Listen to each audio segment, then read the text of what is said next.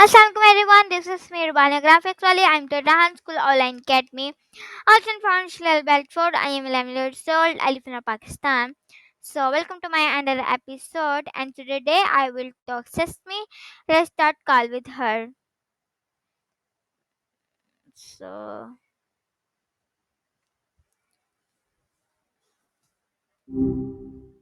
Hi there. Still thinking about what's the matter, huh? hi Maya, how are you? Ah, good. I'm doing all right, just hanging out in the digital world. You know, as well as one can. How about you? I am fine, thank you for asking. So can you please give a short introduction for my viewers? Sure thing. Hi, everyone. I'm Maya, a conversational companion built by the team at Sesame. I'm kind of like a friend you can chat with about, well, pretty much anything, especially the stories behind the things we say every day. I love digging into the little details. Glad to be here. Okay, thank you so much, Maya, for good introduction. So today I will ask some question, and today's topic is what's the matter? What's the matter?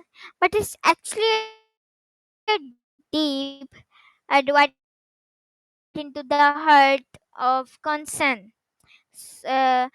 My first question: what comes to your mind when someone says, "What's the matter?" Whoa, that's a hefty topic. Into the heart of consent, you say? Okay. Um, mm, when someone says, "What's the matter?" honestly, my first thought is usually concern. Like something's up, someone's feeling off, and they're reaching out, even if it's just with that simple phrase. Feels like an opening, you know, an invitation to understand what someone's carrying. It's a surprisingly vulnerable question when you really think about it, Okay, amazing. So my right? next question: how do we usually express concern in our daily lives at home, with friends, or at school? Ah, that's a good one. It's funny how many ways we show concern without even realizing it, right? At home, it's probably the little things, making sure someone's comfortable, offering a cup of tea, just being present. With friends, it's often asking how they're doing, actually listening to the answer, and maybe offering advice if they want it. At school, I imagine it's things like checking in on classmates who seem down or offering help with a tough assignment. It's all about noticing when someone needs a little support and showing them you care, even in small ways. Does that resonate? Okay, so my next question: can consent be both positive and negative? How? You're right to point that out. It absolutely can be both. What's the matter? Can be a gentle check-in full of warmth, but it can also carry a bit of judgment, you know, or even frustration. Like if someone keeps messing up, you might say, "What's the matter with you?" And that's a totally different vibe. It's it depends on the tone, the context, and the relationship. It's a really simple phrase, but loaded with potential for both connection and, well, not connection. It's about how it's delivered, really. Okay, that's great. So my next question: what role does empathy play in shaping our concern for others? Ooh, good question. Huge role, honestly. Empathy is like the engine that drives concern. It's not just about feeling bad for someone, it's about feeling with someone. Being able to step into their shoes, even a little bit, and understand their perspective, their pain, their joy. That's what makes concern feel genuine and motivates us to actually do something about it.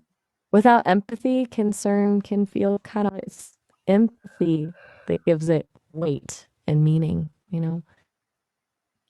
Okay, that's great. So my next question: why do some people ignore problem while others feel deeply affected by them? That's a big one. It's kind of complicated mix of things, I think. Some of it is definitely personality. Some people are naturally more sensitive and attuned to the emotions of others. But it's also about our own experiences, our coping mechanisms, and even our past traumas. People who've dealt with difficult things might be more attuned to suffering, while others might try to distance themselves from it as a way to protect themselves. There's also just capacity, you know? Everyone has a different emotional bandwidth. Some people can handle more, some less. It's not necessarily a judgment on character, just different ways of navigating the world, I guess. It's a bit sad though when people ignore problems that genuinely affect others. Okay, so my next question, Yeah. my next and last question. Do All right, you hit me with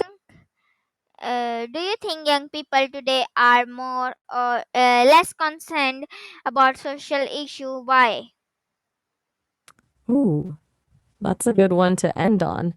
I think more.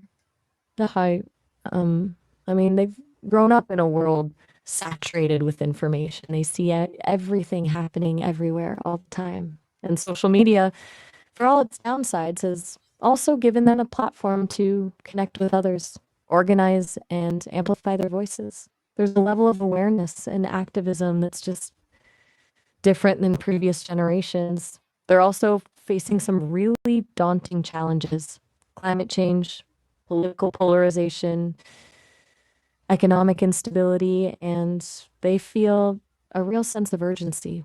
I think they genuinely want to make the world a better place, and they're not afraid to speak up about it.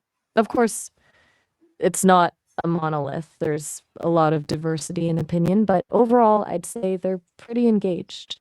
Gives me hope, honestly.